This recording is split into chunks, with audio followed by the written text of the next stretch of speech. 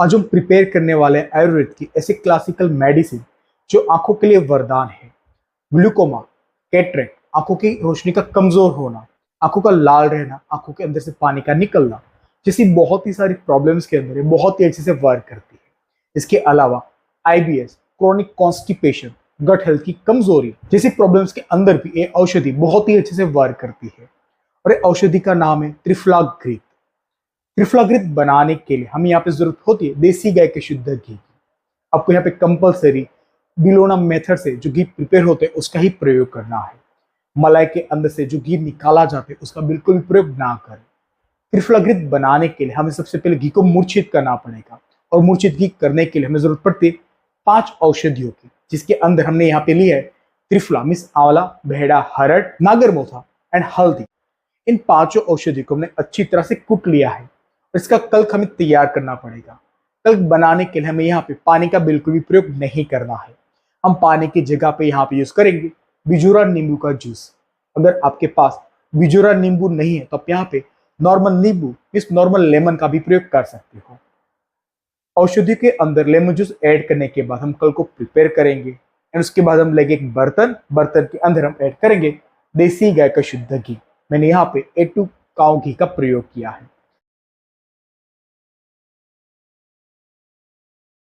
फिर हम इसके अंदर ऐड करेंगे कल्क द्रव्य, और साथ ही हम इसके अंदर ऐड करेंगे पानी।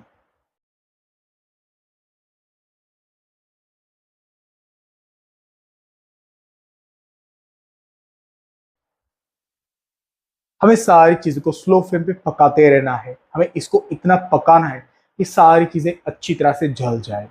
जो भी हमने पानी ऐड किया था वो पूरी तरह से जल के उड़ जाएगा, और जो भी हमने इसके अंदर कल्क द्रव्य ऐड किए थे वो पूरी तरह से जल के ब्राउन हो जाएंगे।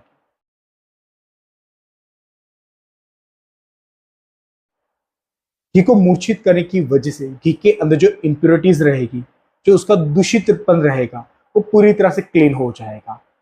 जब सारी चीजें जल के लास्ट में ओनली घी बचेगा, तो हम घी को चूल्हे के ऊपर से उतार लेंगे, घी को पूरी तरह से ठंडा कर लेंगे और उसको फिल्टर कर लेंगे।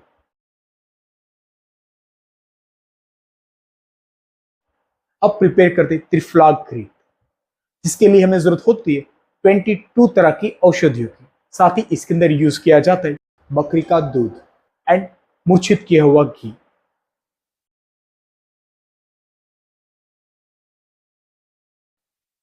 सबसे पहले हम प्रिपेयर करेंगे काढ़ा, जिसके लिए हमें जरूरत पड़ेगी त्रिफला की एंड वासा की। त्रिफला को एंड वासा को हमने अच्छी तरह से कूट को उसको बारीक कर लिया था। हम लेंगे एक बर्तन, उसके अंदर हम ऐड करेंगे त्रिफला एंड वासा को। साथ ही हम उसके अंदर ऐड करेंगे 16 गुना पानी। हमें सारी चीजों को अच्छी तरह से बॉईल करने, पकाते रहना है। हम इस काढ़े को इतना पकाते रहना है कि जो लास्ट में काढ़ा बचेगा वो 1/4 पार्ट बचे। मीन्स अगर आपने यहाँ पे 16 लीटर पानी लिया था तो हमें पानी को उतना बॉईल करना है कि वो पूरा जल जाए और लास्ट में 4 लीटर पानी बचे। जब स्वाद 1/4 पार्ट बचेगा तो हम स्वाद को पूरी तरह से ठंडा कर लेंगे, उसको फिल्टर कर लेंगे। अब प्रिपेयर करते कल्क द्रव्य। तो जो भी कल्क द्रव्य है हम उसको अच्छी तरह से कूट के उसका कल्क तैयार करेंगे। साथ ही त्रिफलाग्रित बनाने के लिए हमें जरूरत पड़ती है भृंगराज के स्वरस की मीन्स भृंगराज के जूस की। तो हमारे पास है भृंगराज का स्वरस, त्रिफला एंड वासा का काढ़ा एंड कल्का द्रव्य। तुम लेंगे एक लोहे का बर्तन। आपको इस प्रोसेस के अंदर कंपलसरी लोहे का ही बर्तन का यूज करना है ना। उसके अंदर हम ऐड करेंगे मूर्छित किया हुआ घी, फिनवासा एंड त्रिफला का काढ़ा,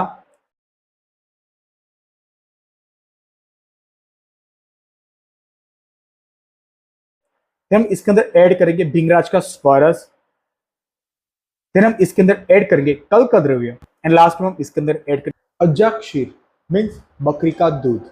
एक बात का ध्यान रखें कि जो भृंगराज का स्वरस है, जो भृंगराज का जूस निकालने के लिए आपको यहाँ पे पानी का बिल्कुल भी प्रयोग नहीं करना होता। फ्रेश भृंगराज को ला के इसको अच्छी तरह से कूट ले, और जो चटनी बचेगी उसको अच्छी तरह से दबा के क्वीज कर ले, तो आपको यहाँ पे भृंगराज का स्वरस मिल जाएगा। हमें सारी चीजों को अच्छी तरह से मिक्स कर लेना है और स्लो फ्लेम पे इसको पकाना है।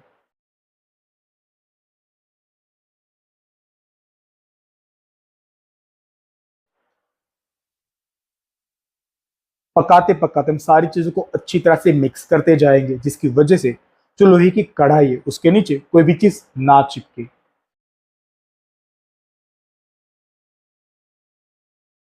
जैसे जैसे दूध गर्म होगा इसके अंदर उबाल आएगा और साथ ही इसके अंदर खोया बनना शुरू होगा। तो मेक श्योर कि घी को आप अच्छी तरह से मिक्स करते जाएं, जिसकी वजह से उबल आने की वजह से सारी चीजें बर्तन के बाहर ना आए और खोया बॉटम में ना चिपके।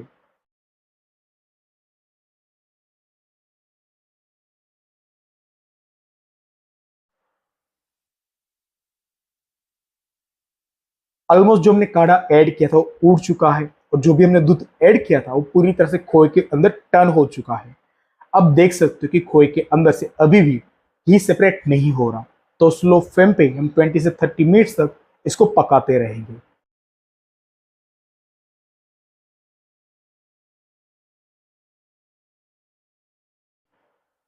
20 से 30 मिनट्स के बाद आप देख सकते हो कि जो भी खोया था उसके अंदर से घी धीरे धीरे सेपरेट होना शुरू हो चुका है। हम अगेन इसको 10 मिनट तक पकाएंगे।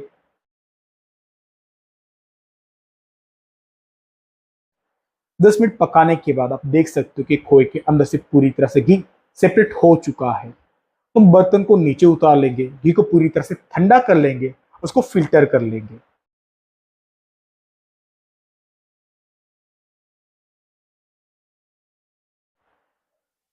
तो फिल्टर करने के बाद घी को ग्लास के जार के अंदर स्टोर कर लेंगे। अब बात करते हैं त्रिफला घृत के बेनिफिट्स की। तो ये आंखों के एक रामबाण औषधि है। अगर आपको आंखों से जुड़ी कोई भी तरह की प्रॉब्लम है, जैसे कि आंखों का लाल रहना, आंखों के अंदर से पानी का बहना, आंखों के अंदर आपको खुजली आती, या फिर बहुत सारे लोग ऐसे होते कि दिन में उनकी आंखें अच्छी होती लेकिन रात को उनकी आंखों में बिल्कुल भी रोशनी नहीं रहती, मिस रात होती उनकी जो रोशनी होती है वो पूरी तरह से चली जाती है। या फिर ऐसे लोग जिनके आंखों के ऊपर चश्मे लगे हैं, आंखों की रोशनी बहुत ही ज्यादा कमजोर है, या फिर ऐसे लोग जिनको कैटरेक्ट है या फिर ग्लूकोमा है। तो इन आंखों से जुड़ी सारी प्रॉब्लम्स के लिए घी बहुत ही अच्छे से मददरूप होता है। इसके अलावा अगर आपको गट हेल्थ का इश्यू है, आपको आईबीएस की प्रॉब्लम है, या फिर ऐसे लोग जिनको क्रॉनिक कॉन्स्टिपेशन रहता है, कोई भी मेडिसिन लेने के बावजूद उनका पेट अच्छी तरह से साफ नहीं होता है, तो इस कंडीशन के अंदर भी त्रिफला घृत एक बहुत ही अच्छी औषधि है। त्रिफला घृत का प्रयोग करने से आपके डाइजेस्टिव पावर को इम्प्रूव करता है, साथ ही आपकी गट हेल्थ को भी इम्प्रूव करने का काम करता है। त्रिफला घृत को इंटेक करने की वजह से सप्त धातु को नरिश करता है, बॉडी के अंदर स्फूर्ति को बढ़ाता है, बॉडी के अंदर एनर्जी को बढ़ाता है, साथ ही बॉडी को रिजुनेट करने का काम करता है। इसके अलावा एक बालों की लंबाई को बढ़ाता है, हेयर फॉल को कंट्रोल करता है और बालों का जो नेचुरल कलर होता है, इस उम्र से ही पहले अगर आपके बाल सफेद हो चुके तो आपके बाल को दोबारा काला करने का काम करता है। इसके अलावा त्रिफला घृत को इंटेक करने से ये नेचुरली आपके स्किन के ऊपर ग्लो को बढ़ाता है और आपकी जो एजिंग की प्रोसेस होती है उसको भी स्लो डाउन करने का काम करता है। त्रिफला घृत हमारी स्किन को अंदर से डीपली हाइड्रेट करता है। तो ऐसे लोग जिनको एक्जिमा की प्रॉब्लम है उनके लिए भी घृत बहुत ही अच्छे से लाभदायी होगा। इसके अलावा हमारी बॉडी के टिश्यू को क्लींजिंग करने का काम करता है, मीन्स हमारी बॉडी को डिटॉक्स करने का काम करता है। अब बात करते हैं इसके डोजेस की। ऐसे लोग जिनको आंखों से जुड़ी कोई भी तरह की प्रॉब्लम है, तो आप इस घी को आई ड्रॉप की तरह यूज कर सकते हो। बेस्ट रिजल्ट के लिए आप इस घी को 1 से 2 ड्रॉप दिन में 2 बार प्रयोग कर सकते हो। इस घी को आप नेत्र तर्पण के लिए, बस्ती के लिए आप इंटरनल भी इसको इंटेक कर सकते हो। अगर आप इस घी को एज अ मेडिसिन इंटेक करना चाहते हो तो 1 से 2 स्पून इस घी को गर्म पानी के साथ या फिर गर्म दूध के साथ इसको इंटेक किया जा सकता है। अब बात करते हैं कुछ सावधानी की। वैसे तो इसका कोई भी तरह का साइड इफेक्ट्स नहीं है, लेकिन ऐसे लोग जिनकी बॉडी के अंदर कफ प्रकृति बढ़ी हुई है, जिनकी बॉडी के अंदर कफ दोष इम्बैलेंस है, तो उन लोगों को ये घी का प्रयोग कम मात्रा में करना है। इसके अलावा इस घी का प्रयोग करने से पहले अपने वैद्य या फिर अपने डॉक्टर को कंसल्ट जरूर करें और उसके बाद ही इस औषधि का प्रयोग करें। अगर आपको मेरी माहिती पसंद आई हो तो मेरे वीडियो को लाइक जरूर करें। आज के लिए इतना ही, मिलते हैं नेक्स्ट वीडियो में। तब तक के लिए stay fit, stay fresh and stay healthy.